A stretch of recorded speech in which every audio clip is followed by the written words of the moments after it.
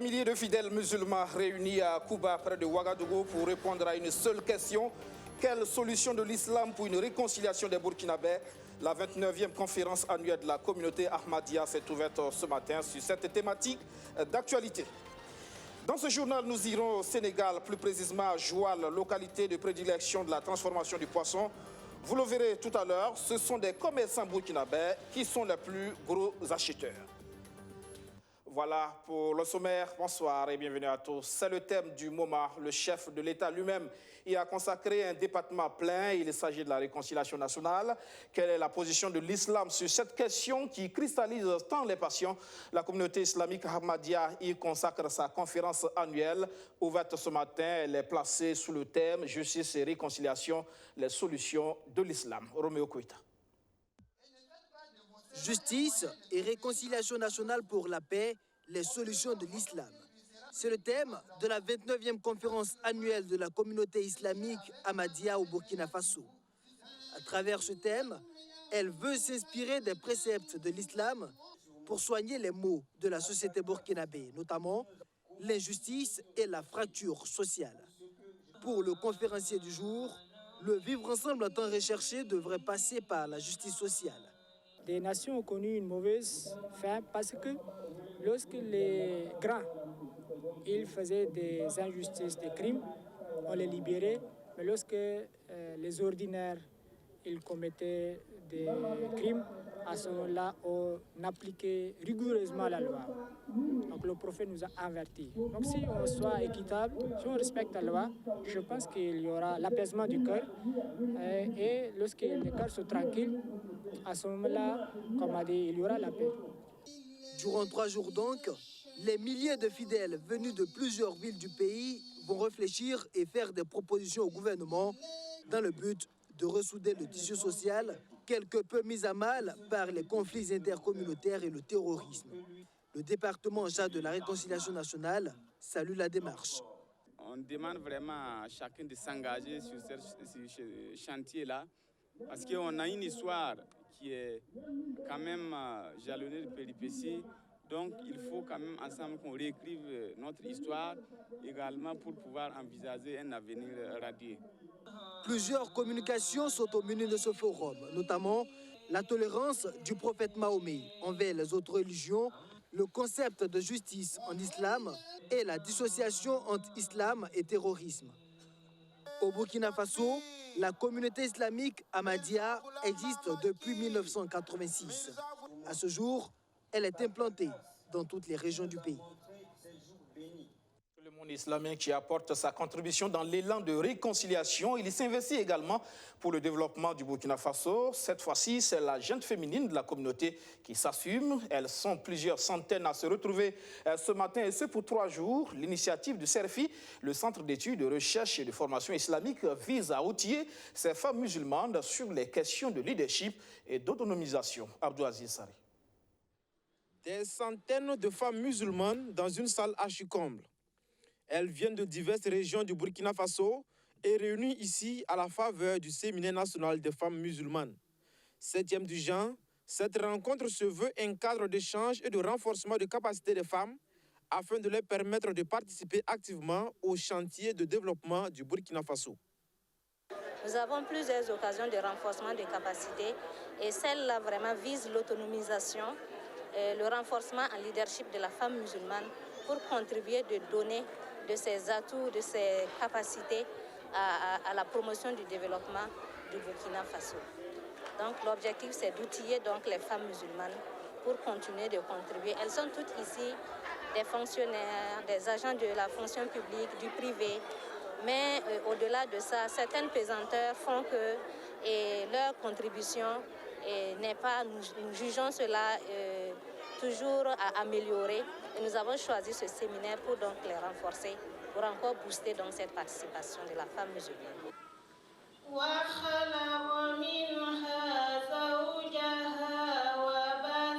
Initié par le Cercle d'études, de recherche et de formation islamique CERFI, ce rendez-vous est également un moment de spiritualité pour ses mères, sœurs et épouses. Leur séjour à ce séminaire sera mis à profit pour se réapproprier les principes islamiques pour une meilleure orientation des actions de développement, basée sur les valeurs islamiques, dont la solidarité. C'est dans la synergie d'action, l'entente et la solidarité que nous construirons un Burkina Faso fort et débarrassé des maux qui causent tant de peine aux femmes et aux enfants.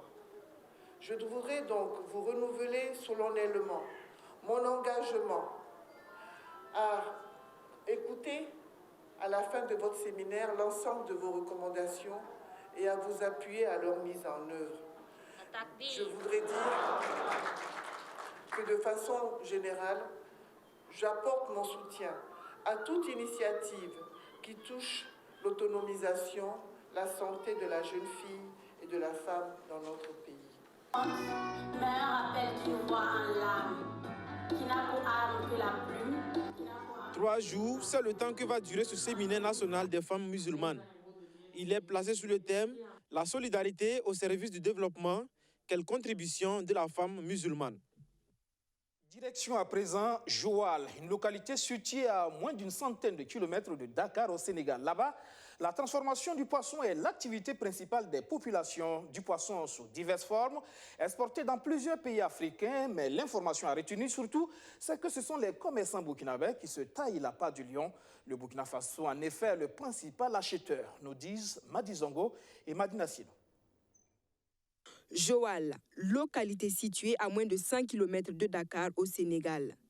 Ici, la transformation du poisson est l'activité principale des populations. Installés au sud de la ville, les transformateurs artisanaux, comme on les appelle, disposent d'un vaste domaine avec des milliers de fous et de baraquements.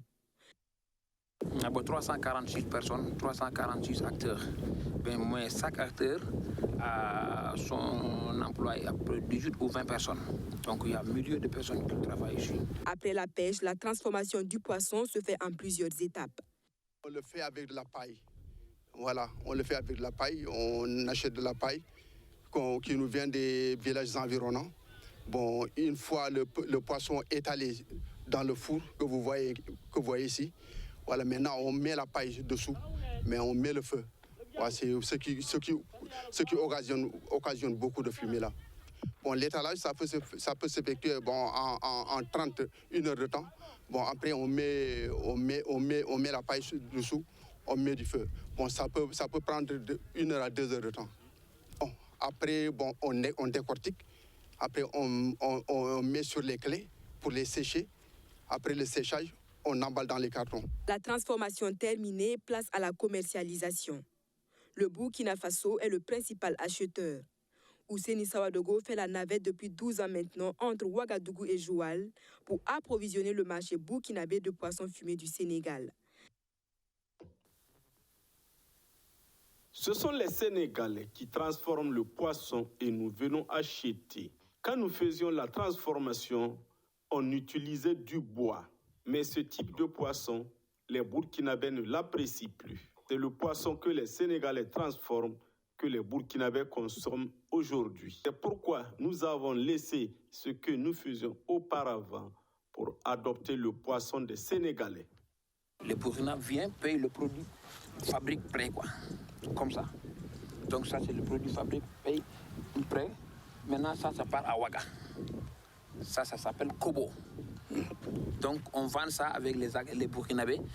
Ils vont embler ça, amènent ça au pays, les revendre. La tarification selon Balandou, qui exerce cette activité depuis plus de 20 ans, dépend des saisons. On le vend ici, après comme ça, à 1000 francs maintenant. Mais des fois ça monte, des fois ça descend. S'il y a abondance de poissons, bon, le prix peut être moins cher. Mais s'il y a pénurie de poissons, là, quand même, ça peut se vendre cher, oui. La commune de Joal, au Sénégal, compte plus de 39 000 habitants. Des habitants qui font de la pêche, la transformation et la commercialisation du poisson le gagne-pain quotidien. Retour au Burkina Faso. Nous allons à présent faire une immersion au département du professeur Seni Ouedraogo. Une fonction publique plus moderne, une administration efficace, axée sur l'intérêt général, c'est le leitmotiv clamé au ministère de la fonction publique, pointage des travailleurs, des bureaux open space, la prise en compte des suggestions des usagers, sans compter ce projet qui vise à doter le ministère d'un nouveau siège flambant neuf. Bref, les innovations s'enchaînent pour offrir de meilleurs services aux fonctionnaires burkinabés. Abdou Aziz Saré. C'est l'heure des échanges au ministère de la fonction publique, du travail et de la protection sociale. Séni Ouédraogo et ses collaborateurs se rencontrent dans le cadre de leur réunion hebdomadaire. Au menu des discussions, la question de la réhabilitation du building Lamizana. Ce vieux bâtiment qui est dans un état de délabrement sera rénové pour le bonheur des agents qui y travaillent. Rénovation de l'aile qui est réservée au ministère de la fonction publique. Je crois qu'actuellement, on n'a pas trop de services là-bas. Il n'y a que le service de la direction des ressources humaines. Je crois qu'il y a 2 autres services connexes. Donc c'est la rénovation pour rendre le cadre du travail agréable. Au-delà de la réhabilitation du building Lamizana, un nouveau siège devant abriter le ministère de la fonction publique va aussi voir le jour très bientôt. Le terrain a été déjà identifié à Ouaga 2000. Reste le financement pour entamer les travaux. C'est un bâtiment qui va répondre aux besoins de l'administration d'aujourd'hui et aux besoins de l'administration de demain. Donc c'est un bâtiment de style futuriste qui va nous permettre de mieux nous projeter en offrant un cadre de travail adéquat et décent pour les travailleurs. Le coût global de la construction du siège est estimé à environ 5 milliards de francs CFA. En attendant que ce joyau voie le jour, c'est dans cet immeuble de location que Séni Ouédraogo et ses collaborateurs travaillent pour l'instant. Un bâtiment où le programme de modernisation de l'administration publique est en marche. Ici, plusieurs innovations sont opérées pour améliorer la qualité du service rendu aux usagers. Contrairement à l'accoutumée, les agents des différents services de ce département ministériel partagent désormais le même bureau.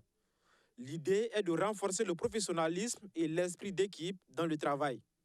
Par exemple, si moi j'ai un dossier que le ministre m'a confié, par exemple, je peux partager certaines inquiétudes avec mon collègue d'en face pour lui demander qu'est-ce qu'il pense de tel aspect du dossier. Cela permet en tout cas de se rassurer qu'on est sur la bonne direction en matière de traitement des dossiers qu'on nous confie. Être plus efficace, mais aussi mettre fin aux lourdeurs administratives. Cette réforme permet de traiter en un temps record les dossiers d'intégration ou de retraite des fonctionnaires.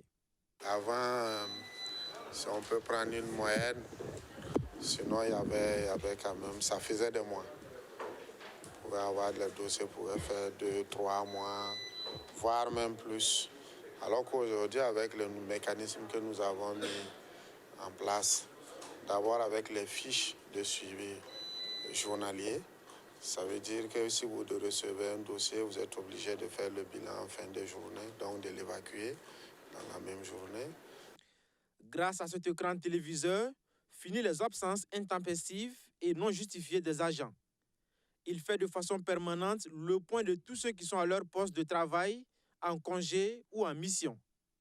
C'est un écran c'est en fait un écran dans lequel on a mis, n'est-ce pas, le nom de tous les agents qui travaillent dans le bâtiment.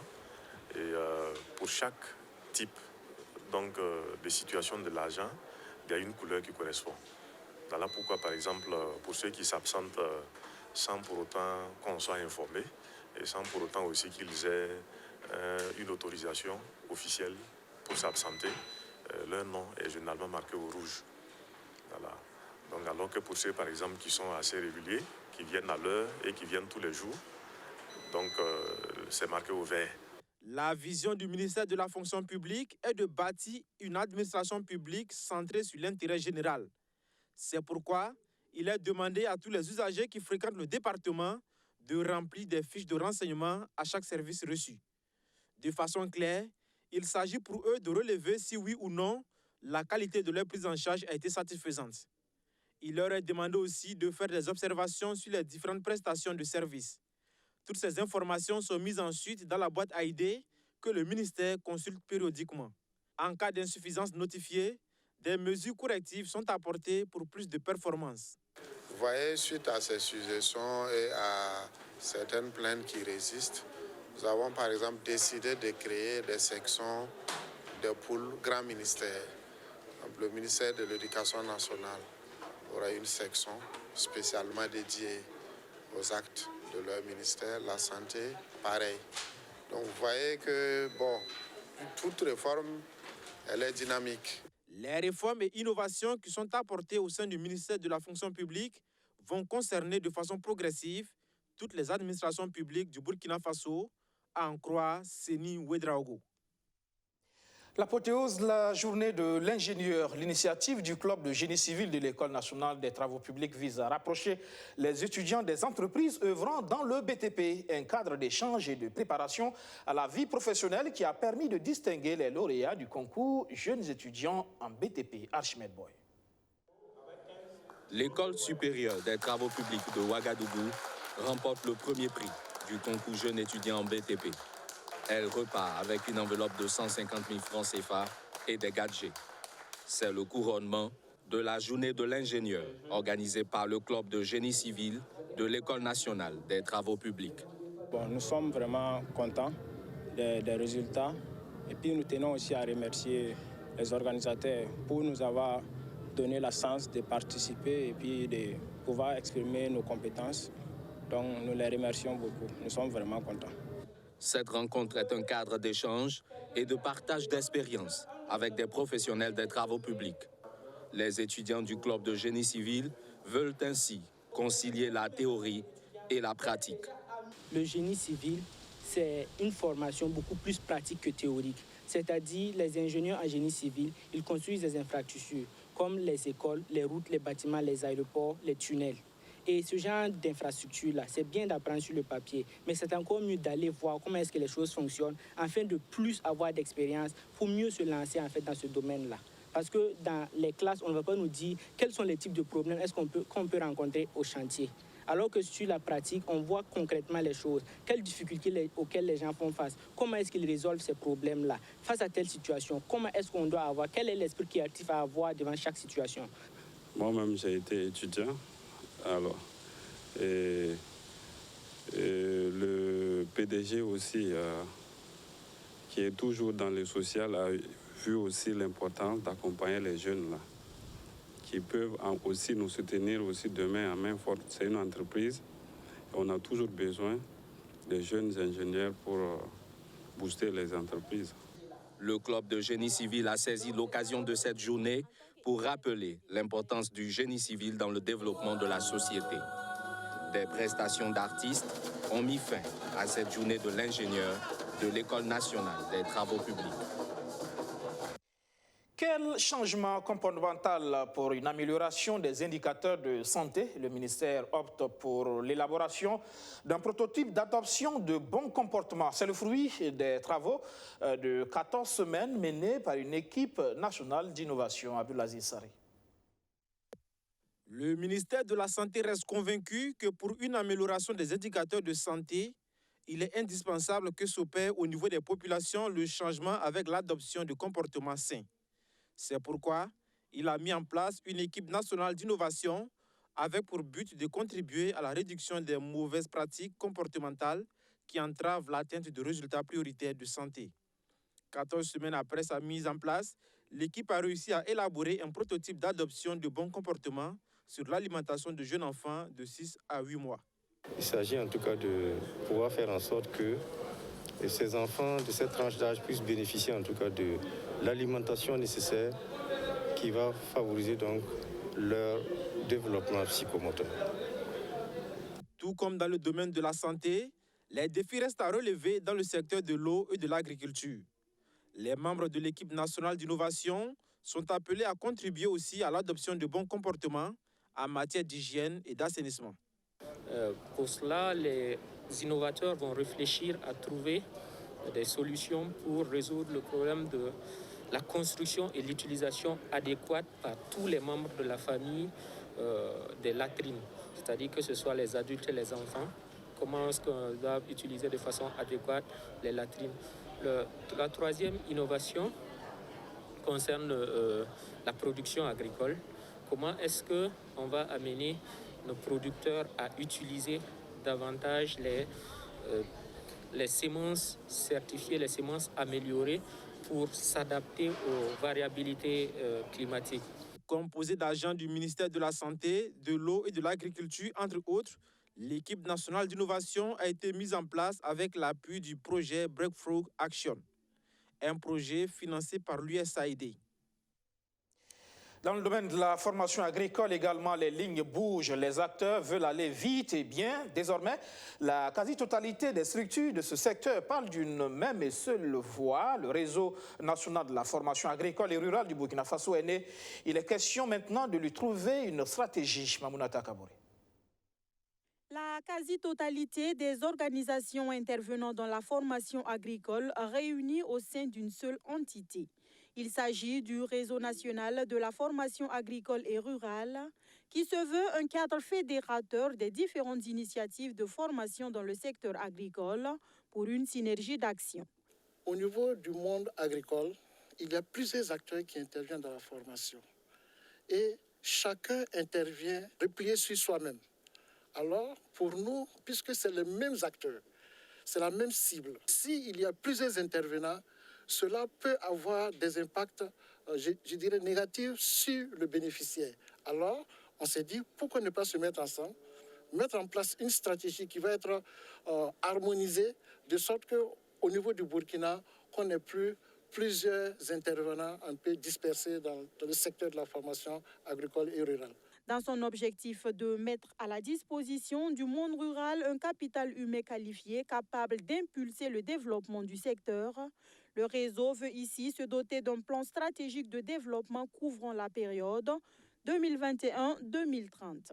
Assorti d'un plan triennal d'action 2021-2023, il est articulé sur 3 grands points, notamment la promotion de la formation agricole et le renforcement des capacités des acteurs intervenant dans cette formation. Le rôle premier du réseau, c'est de faire un plaidoyer en direction de l'État et d'autres partenaires pour pouvoir vraiment promouvoir la formation agricole et rurale au niveau du Burkina. Donc, le 3e axe va porter sur l'aspect communicationnel, plaidoyer, visibilité du réseau. La formation agricole et rurale, un point clé du département en charge de l'agriculture. Le réseau peut donc compter sur le soutien du ministère déjà à ses côtés. La formation agricole et rurale englobe toutes les formations que l'on dispense aux producteurs des secteurs agro-silvo-pastoral, halieutique et faunique, c'est-à-dire les formations qui concernent aussi bien les techniques de production, de conservation, de transformation, les techniques d'élevage et les techniques de production, de transformation des produits forestiers non ligneux. La formation relève également du domaine d'intervention du ministère en charge de l'agriculture. Donc le ministère ne ménagera aucun effort à faire tout ce qu'il pourra faire pour accompagner ces réseaux dans la mise en œuvre de toutes ces activités au quotidien. Cet atelier de validation du plan stratégique du réseau national de la formation agricole et rurale, qui, il faut le rappeler, a été porté sur les fonds baptismaux en 2017, se tient à la veille de la toute première Assemblée générale de l'organisation. 2 décennies d'existence au service du développement social. À l'Association pour la promotion et l'intégration de la jeunesse du Centre-Nord, l'heure est à l'autocongratulation. L'association fait le point sur ses actions depuis l'an 2000. Sans surprise, le bilan est jugé satisfaisant dans plusieurs domaines socio-économiques. Alexis Bilemnaba. 2020, l'Association pour la promotion et de l'intégration du Centre-Nord, la PJCN, célèbre ses 20 ans d'existence. 20 ans au service du développement social, économique et endogène de la population dans la région du Centre-Nord. Ce mercredi 31 mars, elle dresse un bilan positif de ses actions en faveur de la population du Centre-Nord. Les femmes sont heureuses, les enfants, les jeunes, les vieux, les vieilles, à travers nos domaines d'intervention. Nous avons contribué à l'alphabétisation. Nous avons contribué à la bonne éducation des enfants. Nous avons contribué à l'acquisition de la santé des enfants, de la population à travers la lutte contre la tuberculose, le paludisme et puis la pandémie et le coronavirus. Des actions en faveur du développement saluées ici par la marraine de la dite association. Quand on voit 20 ans derrière et les activités que l'association a réalisées, les accomplissements, nous sommes satisfaits, nous les encourageons et nous les félicitons. Mais nous savons aussi que ce n'est pas fini. il y a encore des défis dans le contexte sécuritaire et puis le contexte sanitaire faisant. Il y a du travail qui reste, la sensibilisation, il faut accompagner la jeunesse et les femmes qui sont plus exposées et plus à risque par rapport à ces situations.